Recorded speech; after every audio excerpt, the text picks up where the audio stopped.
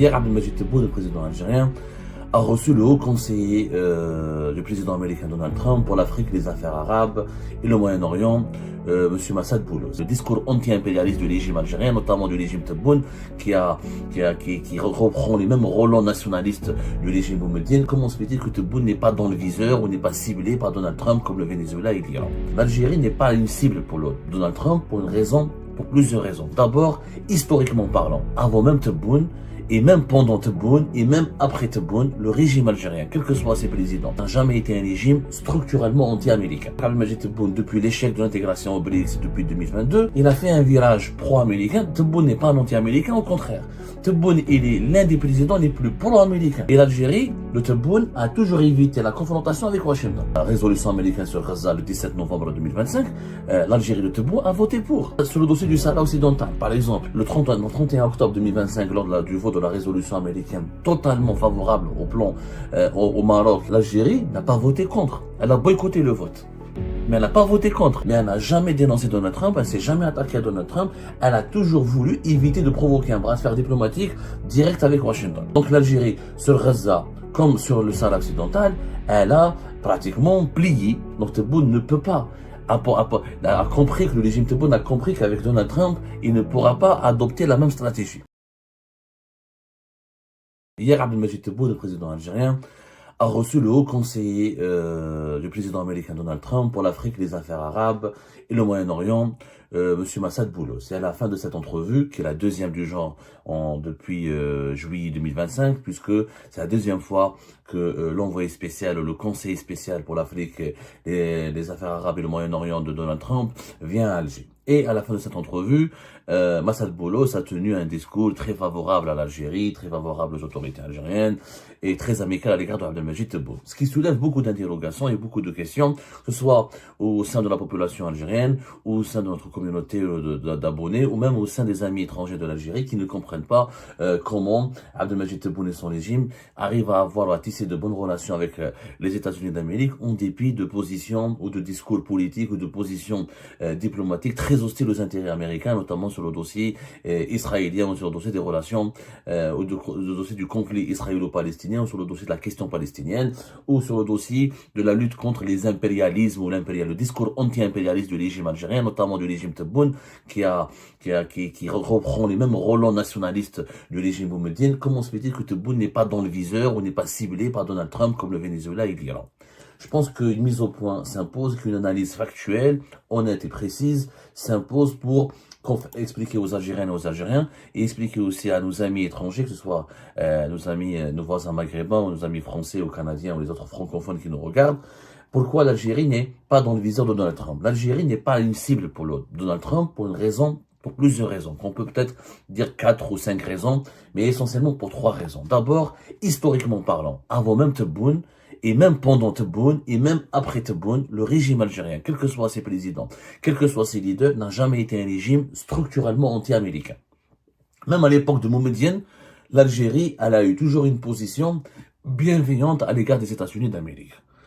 L'Algérie n'a jamais été, ne sera pas l'Iran, n'a pas été le Venezuela, et elle ne sera pas un pays anti-américain parce que historiquement, elle ne l'est pas. Pourquoi? Parce que l'Algérie, elle a une diplomatie depuis son indépendance. D'abord, elle a une reconnaissance à l'égard des États-Unis d'Amérique.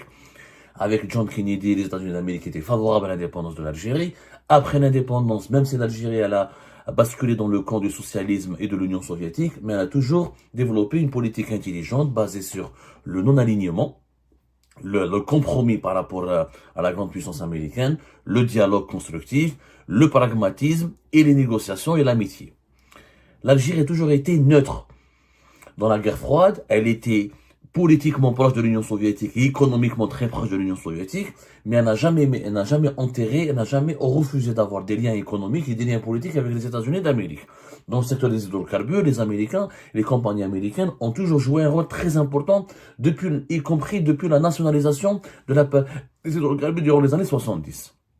Donc les rapports avec les États-Unis et l'Algérie ont toujours été basés sur le respect mutuel, surtout sur le pragmatisme, le compromis, le dialogue et le non-alignement. L'Algérie a toujours expliqué, a toujours témoigné à Washington sa bienveillance, sa volonté d'être son ami, et même si elle est très proche de ses ennemis, elle n'a jamais eu une politique anti-américaine ou une hostilité à l'égard des États-Unis d'Amérique. Elle ne s'est jamais alignée systématiquement sur les positions des ennemis des États-Unis d'Amérique. Donc historiquement, l'Algérie n'a jamais été un pays structurellement anti-américain. Il faut savoir très bien, les États-Unis, il y a plusieurs épisodes de l'histoire, comme les otages américains à Téhéran, comme les différents conflits sur le continent africain, comme pendant la guerre du Vietnam, où l'Algérie a eu des positions où elle a proposé le dialogue, où elle a trouvé un compromis avec les États-Unis d'Amérique, où elle a essayé de jouer le rôle de médiateur entre les États-Unis d'Amérique et ses ennemis. Donc, on est un pays ami des États-Unis depuis l'indépendance du pays, depuis l'indépendance de l'Algérie. Avec Abdelmajid Tebboune, il faut savoir qu'Abdelmajid Tebboune, depuis l'échec de l'intégration au BRICS depuis 2022, depuis 2023 plus exactement, il a fait un virage pro-américain. Tebboune n'est pas un anti-américain, au contraire. Tebboune, il est l'un des présidents les plus pro-américains, contrairement à ce que l'on pense. Il n'a jamais été un président anti-américain. Il a tenté la Russie, la Chine et les BRICS pour pour acquérir une certaine légitimité internationale, parce que l'Occident le refusait, le considérait comme un dictateur mal élu, et à cause du Hirak et de son déficit de légitimité. Donc il cherchait une légitimité, il cherchait une sorte d'armure ou une certaine il voulait s'offrir un certain prestige en essayant de pénétrer, en essayant de trouver une place au sein des BRICS. Quand il a été rejeté et quand il a été mis à l'écart des BRICS, il a fait un virage pro-américain, avant même l'arrivée de Donald Trump. Et l'Algérie, de Tebboune, a toujours évité la confrontation avec Washington. Toujours évité.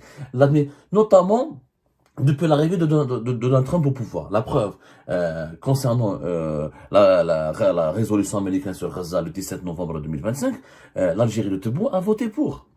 Alors que l'Algérie, avant l'arrivée de Donald Trump, on parlait de Gaza matin et soir, on utilisait la question palestinienne pour diaboliser le Maroc et pour dire que les alliés du sionisme, le Maroc et les Émirats étaient des agents des esclaves du sionisme, des agents du sionisme. On considérait l'alliance entre Israël, le Maroc et les pays arabes qui ont normalisé avec Israël comme une trahison suprême à la cause du monde musulman, à la cause du monde arabe, et que les alliés, les pays arabes qui ont normalisé avec Israël, ce sont des chevaux de Troie pour déstabiliser, pour coloniser la région. Donc on avait, rappelez-vous de ces militaires algériens en 2023, en 2024, je crois que c'était en 2024, en 2024 plutôt, qui dans les rues, lors d'un défilé militaire, criaient Gaza, Gaza, Gaza.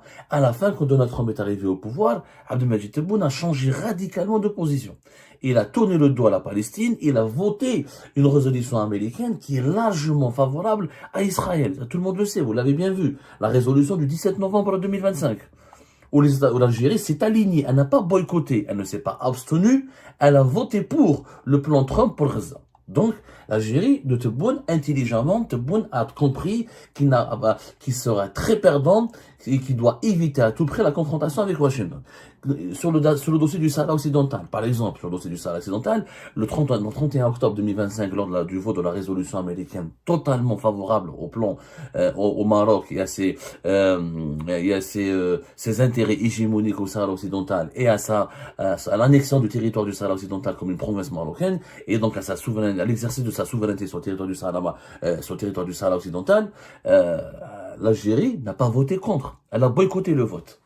Mais elle n'a pas voté contre. Elle était membre non permanent du Conseil de sécurité de l'ONU, le 31 octobre 2025. Donc, pour éviter la confrontation avec Donald Trump, elle a boycotté le vote. Elle n'a même pas assisté au vote.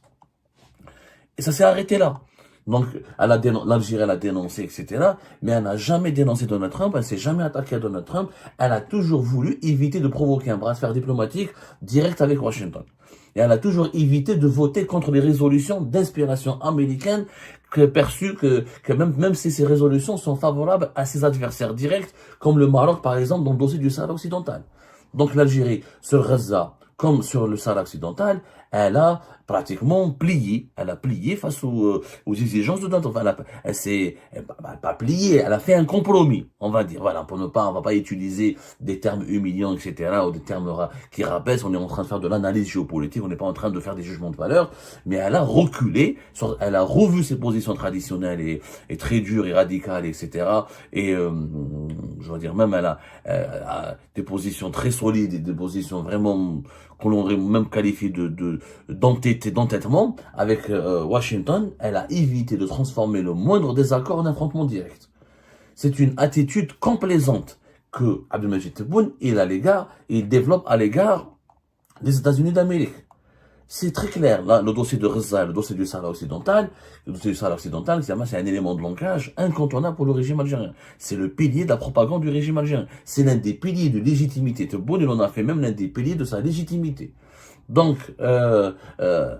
Tebboune, le régime Tebboune, il a une stratégie face à Trump qui consiste à éviter de l'affrontement, montrer la complaisance, proposer du compromis, rester dans le dialogue, et même au contraire, essayer de gérer à froid les relations avec les États-Unis d'Amérique et essayer de trouver même de mettre davantage en lumière les intérêts communs et les intérêts précieux que les intérêts que les divergences qui peuvent diviser les deux pays. C'est une stratégie complètement différente que Tebboune utilise avec les États-Unis d'Amérique de Donald Trump par rapport à ce qu'il fait avec la France d'Emmanuel Macron, ou ce qu'il a fait avec l'Espagne de Pedro Sanchez. Tebboune avec l'Espagne de Pedro Sanchez, 2 années de bras de fer diplomatique avec beaucoup d'agressivité, beaucoup de brutalité, un boycott économique, pratiquement une rupture des relations diplomatiques. Avec la France d'Emmanuel Macron, Tebboune, on l'a vu, de 2024 jusqu'à aujourd'hui, la même chose, du bras de fer, de la fermeté, de la sévérité, fermer les portes du dialogue, faire du chantage en utilisant l'arme migratoire, bloquer les intérêts économiques français, etc. Cette approche, les deux approches utilisées par Tebboune avec l'Espagne et la France, il ne les a jamais utilisées avec les États-Unis d'Amérique. Pour une raison simple, c'est que les États-Unis d'Amérique n'ont pas le même poids que la France et que l'Espagne, et en Espagne et en France, il n'y a pas un Donald Trump. Aux États-Unis, il y a un Donald Trump qui, lui, est nerveux, il est caractériel, il est brutal, il est interventionniste, il est belliqueux. Donc, c'est pas du tout la même stratégie. Et puis, les États-Unis d'Amérique, c'est une puissance universelle. C'est la puissance militaire, la première puissance militaire au monde et la première puissance économique au monde. Donc, Tebboune ne peut pas a compris que le régime Tebboune a compris qu'avec Donald Trump, il ne pourra pas adopter la même stratégie.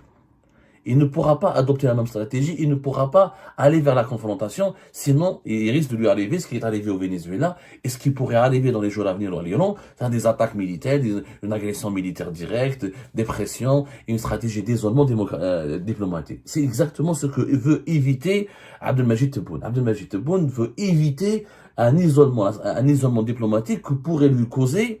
Déjà, Abdelmajid Tebboune est très isolé à cause de ces conflits qu'il a déclenchés avec les partenaires les plus importants du pays, comme l'Espagne, la France, ou dans le monde arabe, comme les Émirats arabes unis, et l'aggravation de la crise avec le voisin direct qui est le Maroc. Et donc, l'Algérie veut absolument ne pas se retrouver dans la configuration d'un pays qui serait encore isolé diplomatiquement et sous pression américaine. Parce que la pression américaine, c'est pas la pression française, hein, c'est pas la pression européenne. Donc, Abdelmajid Tebboune, pour éviter ce scénario, qu'est-ce qu'il fait?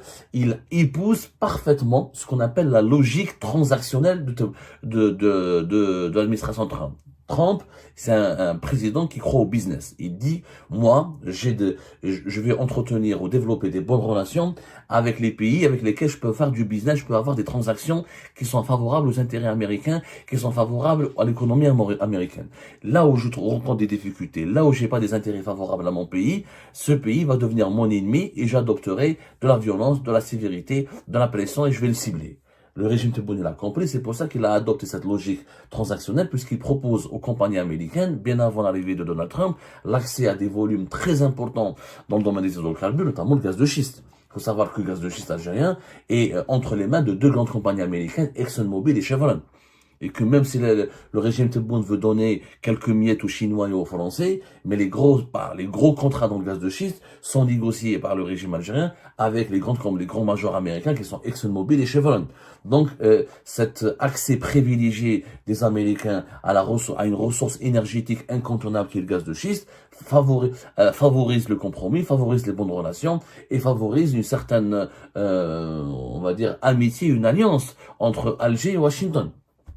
Donc, Washington n'a pas besoin d'utiliser des pressions sur l'Algérie pour verrouiller ses intérêts par la menace ou par l'intimidation, par l'interventionnisme violent et agressif et menaçant. Les deals que lui propose le régime Tebboune suffisent largement pour rassurer les Américains et pour donc éviter tout scénario de confrontation avec Donald Trump. Et ça marche. La stratégie de Tebboune, il faut le dire, elle marche. Elle marche avec les États-Unis d'Amérique, puisque les États-Unis d'Amérique ne ciblent pas l'Algérie.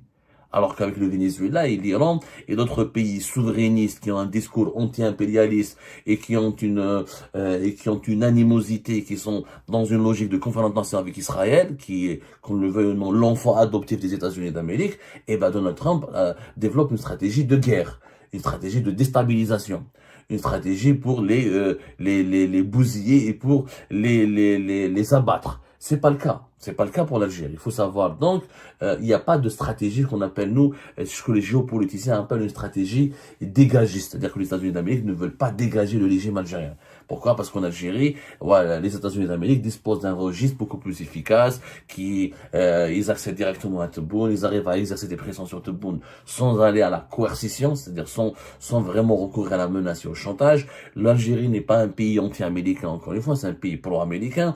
Et les États-Unis d'Amérique, avec juste des droits de douane ou des restrictions financières ou des sanctions économiques ciblées, elles peuvent causer beaucoup de dégâts à l'Algérie. Encore une fois, Abdelmajid Tebboune veut éviter des pressions américaines parce qu'une pression américaine, ça va l'isoler diplomatiquement. On le voit bien que Donald Trump, quand il s'attaque à un pays, il peut l'isoler diplomatiquement. Il peut lui créer des problèmes avec ses voisins, avec ses partenaires les plus importants. Il le frappe économiquement avec, parce que c'est le dollar, ça reste la monnaie de référence de l'économie mondiale, etc. Donc, les Américains, ils ont d'autres outils de pression sur l'Algérie. Ils n'ont pas besoin de cibler l'Algérie de façon directe, de façon brutale, de la considérer comme un ennemi sur le plan militaire ou sur le plan politique. Elle ne l'est pas. Elle ne l'est pas.